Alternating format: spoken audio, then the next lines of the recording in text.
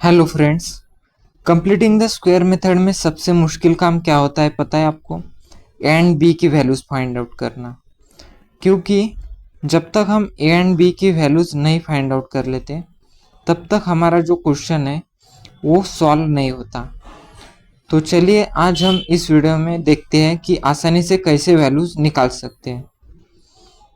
ये दो फॉर्मूलेस आपको पता होगा। अगर आपने ये मेथड पहले से पढ़ी है तो ये दो फॉर्मूलाज का आपने यूज किया होगा। अभी इसमें ए एंड बी की वैल्यूज कैसे निकालते हैं वन बाय वन मैं एग्जांपल लेके आपको समझाने वाला हूँ। ये क्वेश्चन है, इसमें हमारा देखिए यहाँ पे एक्स स्क्वायर वाली जो टर्म है इसके आगे कोई नंबर लगा क्या? बिल्कुल नहीं लगा। तो दो केसेस होती है, एक तो एक्स स्क्वायर के आगे कोई नंबर लिखा होता है तब एक अलग केस बनती है थोड़ी, और ये वाला जो एग्जांपल दिया है जिसमें एक्स स्क्वायर के आगे कोई नंबर नहीं लिखा है ये थोड़ा एक अलग केस बनती है। तो अभी आपको ए एंड बी की वैल्यू निकालने के लिए कुछ नहीं करना है। ए की वैल्यू आप क्या लिखोगे? ए की वैल्यू मतलब वो होती है, मतलब कोई भी एक वेरिएबल, इसमें एक वेरिएबल दिया है, कौन सा दिया है? एक्स, तो a is equal to x direct लिख लोगे। और अभी आपको निकालना है बी। तो बी निकालने के लिए आप क्या करोगे? जो बीच वाली टर्म है ए वाली इसको आप देखोगे, ठीक है? देख लिया। अभी इसके आगे कोई नंबर लिखा है क्या? बिल्कुल नहीं लिखा। हमें बीच वाली जो टर्म होती है इससे हमें क्या बनाना होता है? ट्वाइस ए बी, ठीक है?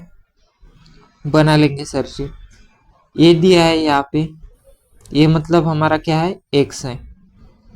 ये ट्वाइस और बी, ये है क्या इसमें? ट्वाइस और बी है क्या इसमें? इस टर्म में दिख रहा है क्या? टू दिख रहा है क्या? कहीं नहीं दिख रहा है। ये दिख रहा है क्या? बिल्कुल ये दिख रहा है। और बी दिख रहा है क्या? बी तो नहीं दिख रहा है। अभी हमें सबसे पहले क्या ट्राई करना होता है? सबसे पहले ये जो टू नहीं होते इसको लाना होता है, ठीक है सर? ला लेंगे। कैसे लाओगे? एक बार मल्टीप्लाई मल्टीप्लाई एंड डिवाइड कर लेंगे सीधा सीधा बीच वाली टर्म को, ठीक है? कर लिया। अभी मुझे यहाँ पे ये वाली जो टर्म है ये मेरी बन गई ट्वाइस ए बी। यहाँ पे देखो, क्या मैं इस टर्म को to multiply by x multiply by one by two लिख सकता हूँ क्या? बिल्कुल लिख सकता हूँ। तो इसमें देखिए ये जो एक्स है ये मेरा ए है, ये वाला बी है। तो मेरी क्या ये ट्वाइस ए बी वाली टर्म मिल गई क्या? बिल्कुल मिल गई। तो यहाँ पे बी कितना आ गया हमारा? बी आ गया 1/2। तो इस तरीके से आप बी निकाल सकते हैं आसानी से। सिर्फ बीच वाली टर्म का मैंने यूज किया। नेक्स्ट एग्जांपल देखते हैं।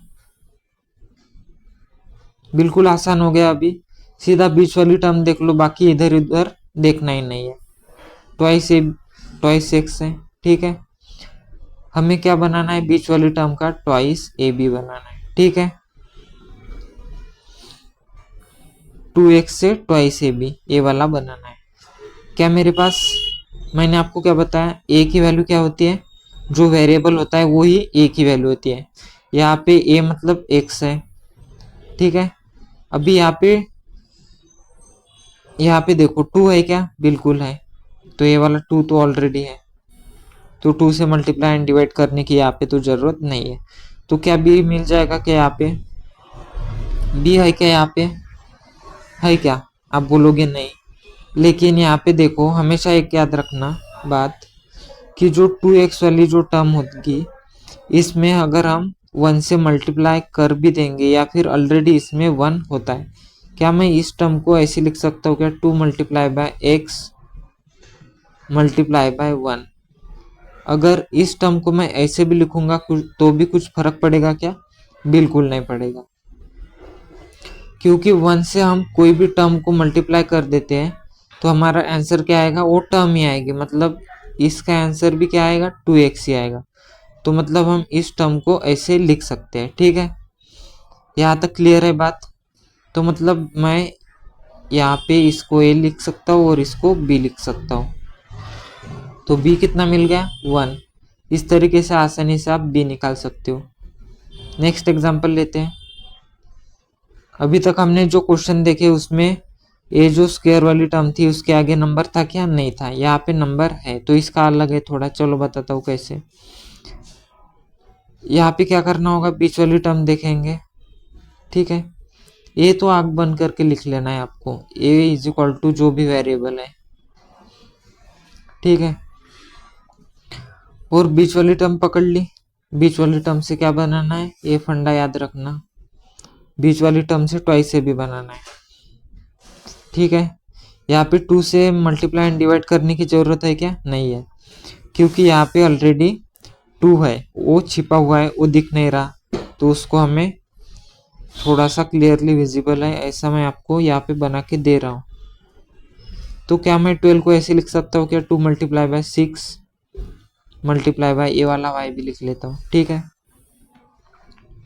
तो मतलब मैं इसी टर्म को, अभी देखो यहाँ पे मुझे 2 मिला क्या, ए वाला बिल्कुल मिला, ट्वाइस मिला, और ए मिला क्या, ए मतलब तो हमारा y है तो ए भी मिला। अभी बी मिला क्या, जो भी बचा वो y होता है, जो भी बचा वो क्या होता है, बी होता है।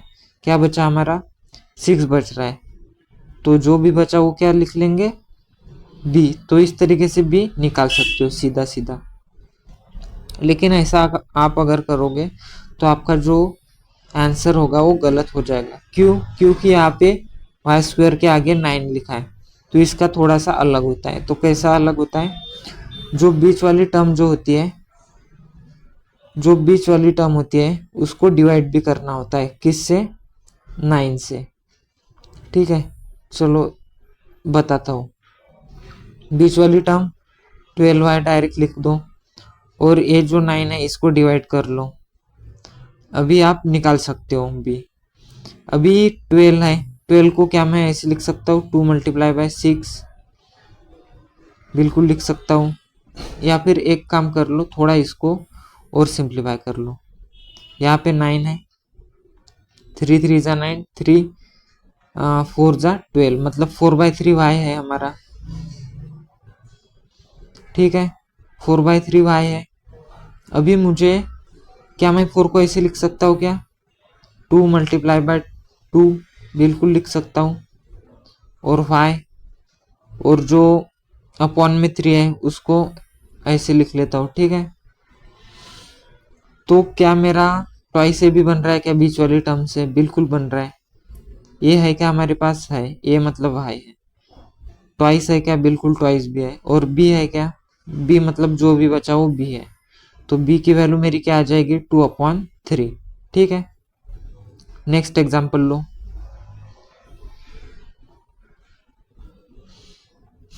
इसमें भी सिंपल है फंडा। यहाँ पे a इज इक्वल टू क्या आ जाएगा, जो भी वेरिएबल है y, और a क्या आ जाएगा, ये तो निकाल ले लिया, b क्या आ जाएगा, बीच वाली टर्म लिखो पहले, अभी वाई स्क्वायर के आगे जो नंबर है उससे डिवाइड करो। यहाँ पे देखो, यहाँ पे मल्टीप्लाई में जो बीच वाली टर्म है ए वाली, इसको क्या मैं ट्वाइस से भी बना सकता हूँ क्या, बिल्कुल बना सकता हूँ। यहाँ पे ए है क्या हमारे पास, ए है क्या, ट्वाइस है क्या, मल्टीप्लाई में 2 है क्या, इस टर्म में कहीं पे भी मल्टीप्लाई में तो नहीं दिख रहे, मल्टीप्लाई में नहीं है 2, तो 2 लाना पड़ेगा। तो कैसे लाओगे, 2 से मल्टीप्लाई एंड डिवाइड कर लोगे, सीधी सी बात। 2 से मल्टीप्लाई एंड डिवाइड कर लिया, बाकी का जो डेटा है वो एज इट इज आएगा, ठीक है। अभी देखो क्या आया मेरा, यहाँ पे इसको ट्वाइस से भी बनाना है, ये 2 लिख लेता हूँ, मल्टीप्लाई बाय ए मतलब ए वाला है हमारा y, मल्टीप्लाई बाय जो भी बचा वो भी है, ए बच रहा है 9 अपॉन नीचे 2 मल्टीप्लाई बाय 2 4, तो ट्वाइस बन गया, ए बन गया, और ये बी, तो बी की वैल्यू मेरी क्या आ गई, बी की वैल्यू आ गई 9/4। तो ऐसे आप आसानी से ए और बी की वैल्यूज निकाल सकते हो। ऐसी हेल्पफुल ट्रिक्स के लिए हमारे मैथ्स बडी सौरभ चैनल को सब्सक्राइब कर लो, और मिलते हैं नेक्स्ट वीडियो में, तब तक के लिए थैंक यू।